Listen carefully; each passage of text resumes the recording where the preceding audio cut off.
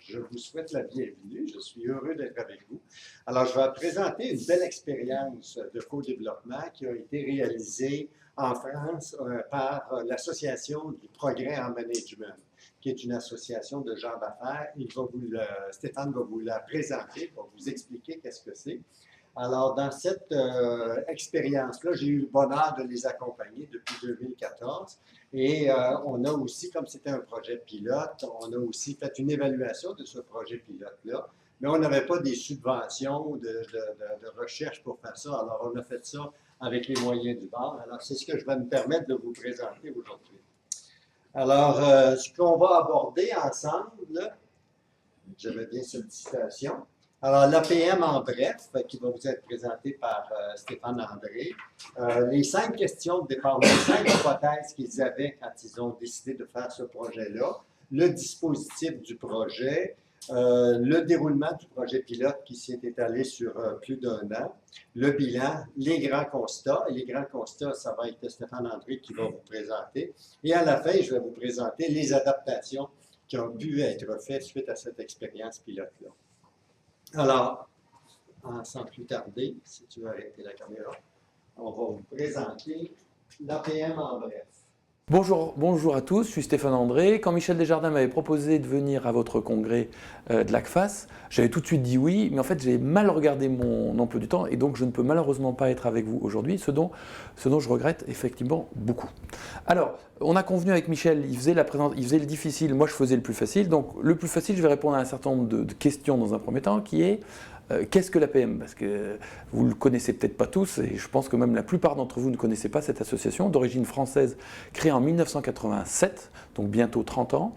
Et à la création de l'APM, ça a été créé par un entrepreneur qui s'appelle Pierre Bellon, le fondateur et le président de la Sodexo. Il s'est dit comment on va faire progresser des dirigeants de PME. Et rapidement, ils sont arrivés au modèle suivant, qui est toujours le nôtre aujourd'hui, c'est que pour qu'un dirigeant puisse progresser, il faut lui permettre de rompre sa solitude et de passer du temps avec ses pairs pour qu'il les change. Concrètement, ça se traduit comment chez nous? Ces dirigeants, il y en a à peu près 7000 aujourd'hui, dont 2 clubs au Canada actuellement, au Québec plus exactement. Et ces 7000, ils sont répartis en clubs, donc une 354 clubs. Il y a une vingtaine de dirigeants dans chaque club, et ces dirigeants se voient une journée par mois autour d'un thème plus ou moins proche de l'entreprise. Donc une fois que je vous ai dit ça, ça n'a pas été très clair. Comment ces dirigeants font pour progresser? En fait, on fait venir un intervenant de l'extérieur, que dans notre jargon on appelle expert, et ensuite cet intervenant va susciter, ses propos plus exactement et ses idées au sein du club vont susciter un certain nombre d'échanges entre les adhérents. Ces échanges sont facilités par ce qu'on appelle un animateur, et c'est de ces échanges entre pairs que va naître le progrès du dirigeant, et c'est la vocation de l'APM, c'est le progrès de l'entreprise par le progrès du dirigeant. Voilà en gros ce que l'APM. Ensuite, pourquoi a-t-on testé et expérimenté le co-développement? Ça fait 2 ans qu'on le fait. On voit, et ça c'est une tendance de fond, que le contenu, c'est-à-dire ce qui est porté par les experts, est de moins en moins difficilement accessible. Vous trouvez de plus en plus de choses en ligne, et personnellement je suis persuadé que dans 5 à 10 ans, vous trouverez mais vraiment tout le contenu en ligne, donc ça sera en aucun cas des éléments différenciateurs pour des associations comme la nôtre.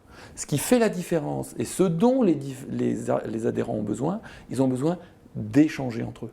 Et on a dit ce besoin d'échange, la notion de co-développement, eh bien pour nous ça matchait extrêmement bien. On va tenter dans les clubs APM de leur faire expérimenter ce co-développement. Ça fait 2 ans qu'on fait ça, ça marche extrêmement bien, Michel vous en dira un petit peu plus, mais on est très satisfait de cette expérimentation du co-développement. C'est l'origine du projet. Il vous l'a expliqué, mais essentiellement, il y avait 5 questions qui étaient posées au point de départ quand il a été décidé d'expérimenter. La première question, c'était est-ce que les groupes de co-développement, c'est un dispositif qui est pertinent et utile pour les adhérents, pour les dirigeants d'entreprise. La deuxième question, est-ce que c'est complémentaire aux activités qui se font déjà une fois par mois de rencontres avec des experts? La troisième, c'est est-ce qu'il y a des bénéfices, des impacts positifs ou des inconvénients pour les animateurs. En parenthèse, chaque club a un animateur dédié qui est là à temps partiel et donc l'équivalent d'à peu près 2 jours par mois avec le groupe, avec le club. Et quelles sont les conditions de succès? Et la dernière question, est-ce que ça doit être poursuivi, le projet pilote? Est-ce que ça doit être déployé plus largement auprès des autres clubs? Alors là, il nous a donné des éléments de réponse. Oui, c'est pertinent de l'étendre à l'ensemble des clubs. Il y a au-delà de 300 clubs là, à travers surtout la France. Le dispositif du projet, dans un premier temps, ils ont choisi la formule et après ça, l'accompagnateur. Alors, ils m'ont appelé, puis ils souhaitaient avoir quelqu'un du Québec proche des origines, du co-développement, et ils ont retenu mes services. Alors, j'en étais bien content. Il y a des malheurs pires que d'autres dans la vie. Et ça m'a amené en 2013, en décembre 2013, à aller faire une rencontre, une présentation avec expérimentation, avec un groupe sur place, puis il y avait une cinquantaine d'animateurs qui étaient présents et qui ont observé la séance de co-développement et ça a suscité beaucoup d'intérêt chez ces gens-là. Certains connaissaient, d'autres ne connaissaient pas. Il y a eu par la suite le recrutement de 9 animateurs de groupes de co-développement, de 9 animateurs de clubs qui étaient intéressés à participer au projet pilote et qui aussi étaient soutenus par le président du club. Parce que ça paraissait un élément important pour pas que ce soit juste l'initiative d'une personne, mais des dirigeants de chacun de ces clubs locaux-là. On a élaboré par la suite le projet en incluant les méthodes d'évaluation. Je vais vous les présenter un peu plus loin. Durant l'année, chaque groupe de co-développement a tenu en moyenne 6 rencontres, 6 à 7 rencontres dans chacun de ces groupes-là. Et il y a eu tout un processus d'évaluation et par la suite, bilan et recommandations. Alors, c'est le dispositif du projet tel qu'élaboré à ce moment-là. Comment les animateurs ont été formés? Peut-être souligner d'entrée de jeu que les 9 animateurs, et en général dans les clubs qu'ils ont, ce sont des gens qui sont soit des consultants d'expérience, soit des coachs, donc qui sont dans des métiers d'accompagnement, des métiers de facilitation de différentes façons. Alors, ils ont déjà une très bonne base. Alors, donc, c'est important et le programme a été élaboré en tenant compte de ça. Il y a eu un certain nombre de préalables et dans la sélection et aussi dans la motivation de ces personnes-là, pourquoi ils voulaient s'impliquer dans un processus de cette nature-là. Ils ont eu à lire le livre et autres articles avant d'embarquer dans ce projet-là.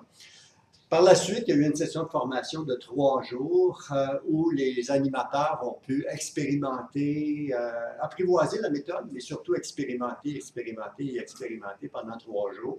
Et aussi penser comment ils introduiraient ça dans leur club, parce que c'était un changement assez significatif. Puis ils se posaient un certain nombre de questions, on va y revenir un peu plus tard, un certain nombre de questions ou d'enjeux particuliers au sein de chacun de ces clubs-là. Notamment, le plus grand enjeu, c'est si on crée un groupe de co-développement de 7-8 personnes dans un club qui en contient 20, est-ce que ça va faire un clivage? Quel genre d'impact négatif on peut anticiper? Il y avait de l'anticipation. Alors, comment gérer ce genre de situation-là? Et évidemment, comme le co-développement, c'est une méthode d'apprentissage dans l'action, bien, il y a eu deux stratégies parallèles. La première, c'est l'apprentissage dans l'action, où ils ont eu à lancer leur groupe de co-développement, faire le recrutement, et on va y revenir un peu plus loin, animer les rencontres et aussi faire le bilan à la fin, et en cours de route et à la fin. Je vais revenir tantôt sur comment ça s'est réalisé. Et en parallèle, il y avait du soutien de ma part. Alors, il y a eu 3 rencontres en virtuel de partage, d'approfondissement des expériences qu'ils avaient tentées au sein de leur groupe, du coaching individuel, une banque d'outils qui était disponible sur Google+, et avec un forum de discussion, et aussi une auto-évaluation et une évaluation de leur animation par le biais d'une séance de co-développement qui avait été enregistrée et qui avait été ressaisie. Il y a eu un échange, une conversation avec chacune de ces personnes-là. Alors, c'est le dispositif qui a été mis en place pour permettre à ces gens-là de se sentir confortables et compétents dans leur rôle d'animation. Comment ça s'est déroulé, le projet? Bon, au sein d'un club, il y a eu d'abord une séance d'information qui était présentée par l'animateur du club. Et cette séance-là a été notamment inspirée du matériel de formation, mais il y a aussi quelqu'un parmi le groupe qui a proposé une présentation type pour les dirigeants de chacun des clubs.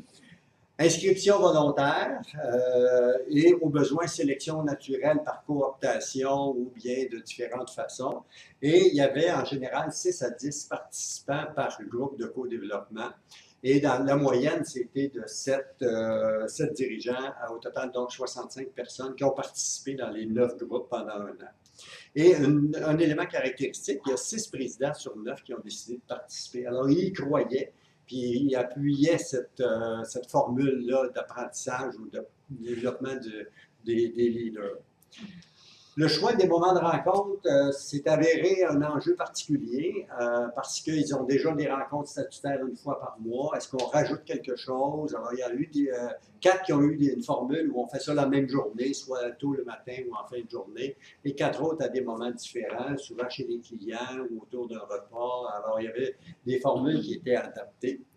Et à la deuxième rencontre de co-développement, dans chacun des clubs, l'animateur interpellait, invitait les participants à identifier quelles étaient leurs intentions d'apprentissage. Alors, pourquoi ils étaient là? Qu'est-ce qu'ils voulaient atteindre en cours d'année en participant à ce groupe de co-développement-là? Alors, il y a eu un effort assez intéressant et important.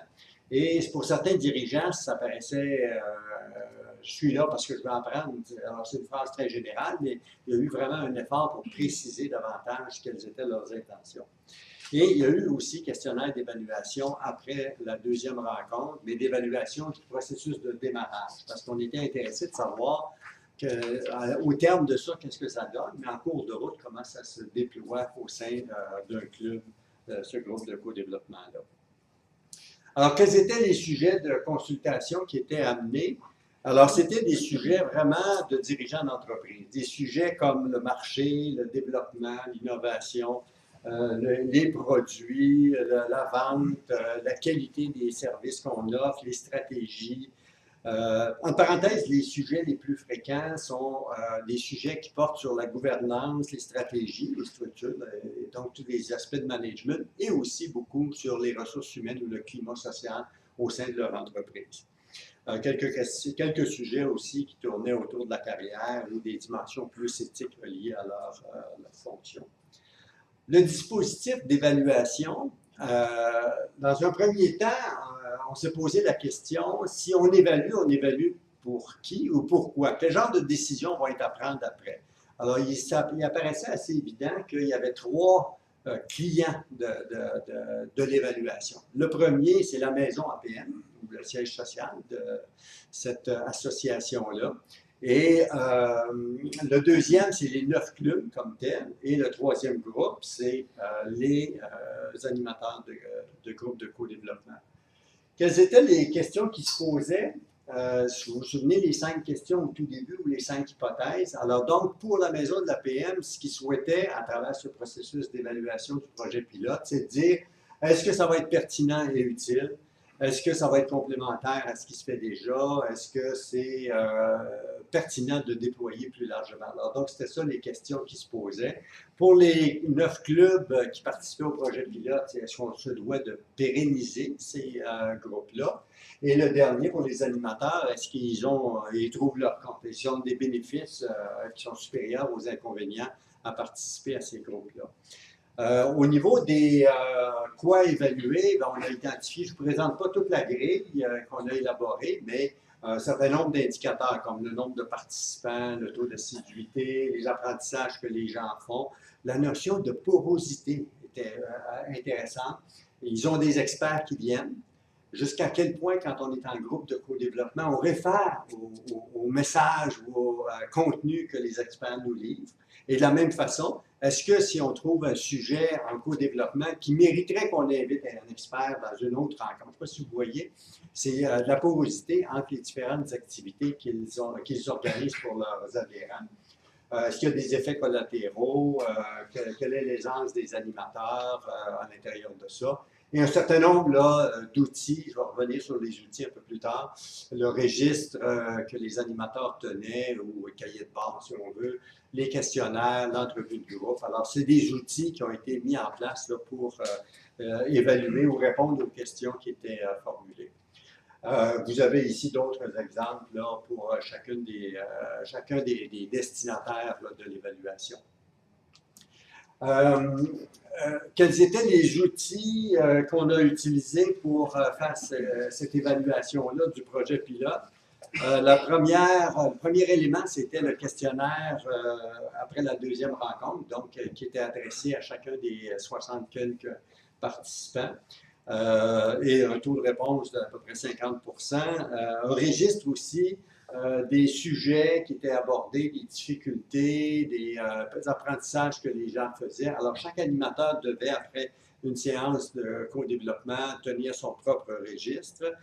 Une entrevue de groupe à la dernière rencontre, avec un canevas structuré d'entrevue et où les animateurs devaient produire un bilan de ça. Et un questionnaire final auprès des participants et auprès aussi des animateurs de club, des animateurs de groupes de co-développement. Qu'est-ce qui ressort à partir de ça? Premièrement, au niveau de la satisfaction est sortie très, très, très élevée, 4,7 sur une échelle de 5. Un témoignage ici assez évocateur.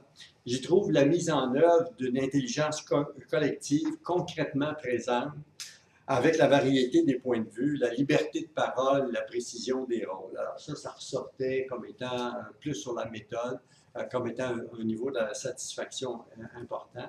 Taux d'assiduité, 75%. Pour des dirigeants d'entreprise, moi je considère que c'est très élevé.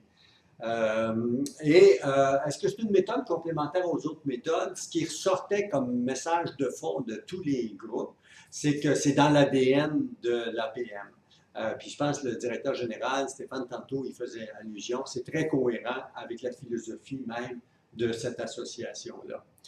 Et c'est dans l'esprit de ce que les adhérents attendent de la maison de l'APM. Alors, quels sont les apprentissages maintenant? Parce que si c'est un groupe de co-développement, ça veut dire qu'on tire des apprentissages, les dirigeants tirent des apprentissages.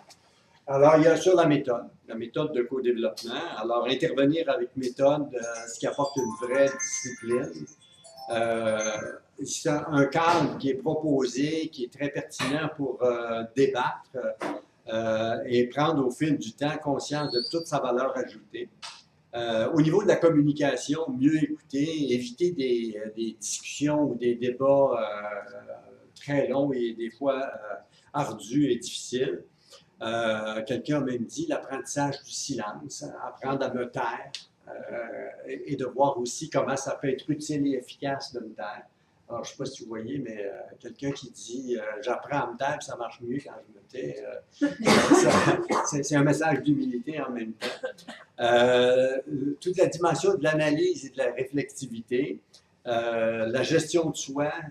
Plusieurs ont mentionné de différentes façons découvrir ses zones aveugles, ses points aveugles, faire travailler son cerveau droit. Alors donc, il y a des éléments qui ressortaient sur la gestion de soi, la connaissance des autres au sein du club, parce que les gens, ils se rencontrent une fois par mois, mais ils se connaissent d'une certaine façon, alors que là, ils se connaissaient avec un niveau de profondeur. Collaborer, aider et être aidé. Alors ça, c'était un élément très novateur pour certains et développer une certaine vision stratégique. Qu'est-ce que ça a comme impact dans les clubs ou pour les personnes? Alors moi, comme dirigeant, un certain nombre d'éléments qui sont regroupés ici, ça c'est à partir d'un verbatim, là, alors donc il y a une analyse qui a été faite de ça. Alors un certain nombre de prises de conscience que le dirigeant faisait, changer ses attitudes, notamment au niveau de la confiance en soi, de se sentir plus compétent pour intervenir. Dans ses pratiques, animer de façon différente ses réunions, traitement de problèmes avec réflexivité, profondeur, penser à l'action aussi. Le groupe de co-développement aide à donner de l'énergie pour passer à l'action. Et au niveau de façon moindre, il y a eu des impacts au niveau des entreprises. Et ça, c'est intéressant, les témoignages. Ça a donné quelque chose pour mon entreprise, pas seulement pour moi comme personne. Alors, au niveau des animateurs, je vais passer rapidement. La maîtrise de la méthode, rapprochement avec les adhérents, d'être plus connecté avec eux, perfectionnement dans le questionnement, dans la facilitation de groupe et qualité d'animation, plus grande connivence. Mais par ailleurs, ça demande plus de temps pour eux d'animer, de préparer ce genre de rencontre-là. Alors, ils avaient déjà une charge importante et c'est un ajout de charge qui est amené. Alors, je vais demander maintenant à Stéphane André. Quels enseignements pour le co-développement? En fait, on a fait avec Michel 2 grands constats qui sont très très importants. Le premier était essentiel pour nous, pour savoir si des dirigeants de PME si la méthode du co-développement convenait à des dirigeants de PME. La réponse est 100% oui. Ils sont complètement retrouvés dans le process et c'est le deuxième constat qu'on va voir après, mais c'est tout à fait adapté à un public de dirigeants. On n'en était pas sûr, maintenant on en est certain. Premier constat. Deuxième grand constat, c'est-à-dire que vous vous souvenez de ce que je vous ai dit tout à l'heure, c'est le progrès de l'entreprise par le progrès du dirigeant. Le co-développement est un facteur de progrès extrêmement important pour les dirigeants. Et à plusieurs titres. Michel vous en dira un petit peu plus, mais en gros, je vais vous citer, moi, ce qui m'a le plus marqué en tant qu'APM, c'est premièrement, nous avons, avec le co-développement, un process extrêmement fiable pour susciter des échanges de qualité permettant à chacun de s'exprimer. Et on sait bien que c'est une problématique constante du dirigeant, c'est l'optimisation du temps et le co-développement, par sa structure, par son organisation, permet cette optimisation d'un temps d'apprentissage. Deuxième chose qui vont ensemble, c'est je fais confiance au process parce qu'il va m'inciter à 2 comportements qui sont vertueux. Le premier, c'est apprendre à écouter. On sait qu'on est souvent bon pour parler, mais rarement bon pour écouter. D'accord ? Et le co-développement, par sa structure, par l'attention qui est portée entre le client, les clients, le client, les consultants, amène à savoir s'écouter et notamment à savoir laisser des temps de silence, ce qui est loin d'être évident dans un groupe de dirigeants. Donc, je sais écouter et deuxièmement, je sais poser une question. On a un sociologue français, Michel Crozier, que vous connaissez sans doute, qui dit « le problème, c'est le problème ». Et on l'a très bien vu dans les séances de co-développement, c'est souvent le problème amené par le client n'est pas forcément bien défini, voire même n'est pas le vrai problème.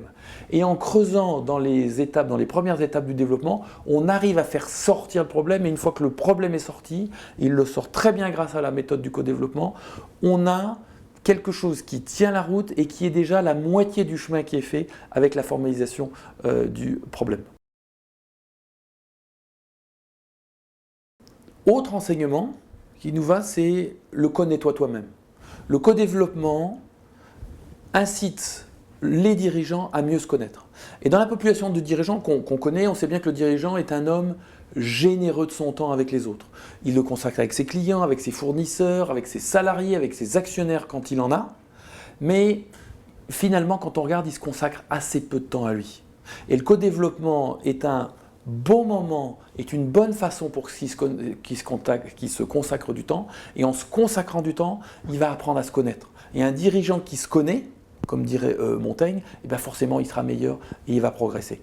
Ensuite, il y a 2 notions qui sont associées à la notion de progrès, qui, vous l'avez compris, est vitale chez nous. Le premier, c'est que, et c'est ce qui est génial dans le co-développement, je m'emballe un peu, mais je trouve vraiment que cette méthode est intéressante. Ce qui est génial, c'est que chacun apprend, le client et les consultants. Et ce qui fait qu'on progresse en aidant les autres à progresser. Et j'aime beaucoup cette dernière étape du co-développement, qui est de se dire on a aidé le client, qui en a profité, et bien quand même on va formaliser ce qu'on a appris. Ce qui fait que ça va être du temps utile pour le dirigeant, et c'est ça qui est important pour nous, c'est-à-dire qu'à chaque moment APM doit être une occasion d'apprendre pour le dirigeant. Donc ça c'est progresser en faisant progresser les autres, et ce qui va juste avec, c'est on doit formaliser le progrès que nous avons. C'est essentiel. On le sait bien, dans tout ce qui est dans mémorisation, plus on formalise, plus ça va nous aider à avoir les idées claires et plus ça va nous permettre de s'approprier une idée et donc effectivement de changer et donc de progresser. Donc voici, c'est les deux événements du progrès. Je progresse en faisant progresser les autres et je progresse en formalisant effectivement mes axes de progrès. Et ces deux notions sont parfaitement traitées dans le co-développement. Et enfin, dernier point qui chez nous est essentiel, c'est que le co-développement est un vecteur, est un créateur de confiance au sein d'un groupe qui est tout bonnement extraordinaire. En aidant, en se faisant aider, ça renforce beaucoup la confiance qu'on met au sein d'un groupe. Et quand il y a de la confiance, il y a de la liberté de parole, il y a de la liberté de questionnement, et par cette liberté de parole et cette liberté de questionnement, c'est un facteur de création de confiance, de création de progrès, de création d'un univers dans lequel on se sent bien, et on sait bien que pour progresser, pour s'approprier l'idée, quand on se sent bien, eh ben c'est toujours plus agréable. Donc voilà en quelques mots ce que je voulais vous dire sur le Codev. Je regrette réellement de ne pas pouvoir être avec vous, mais je peux vous dire, le Codev, on l'a acheté sans réserve, et on a envie d'aller très très loin avec l'intégralité des clubs, pour que l'intégralité des clubs APM se livre à des exercices de Codev. Merci pour votre attention, et bon séminaire à tous. Les adaptations qui ont été faites suite à ce bilan-là. La première, c'est eu une rencontre avec les animateurs de club une fois le rapport fait et le bilan réalisé. Et la première, c'est d'avoir une dénomination qui est spécifique à eux.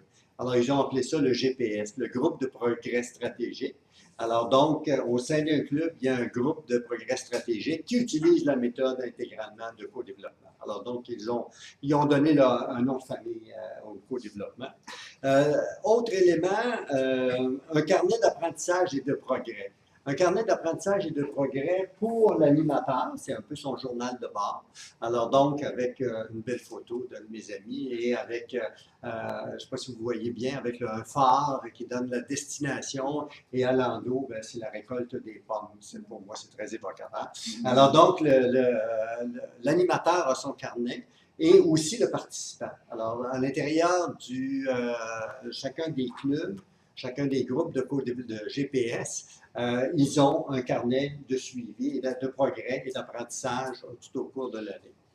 Un autre élément, c'est qu'à l'étape 6, on a remarqué la difficulté que les gens avaient de faire vraiment des apprentissages.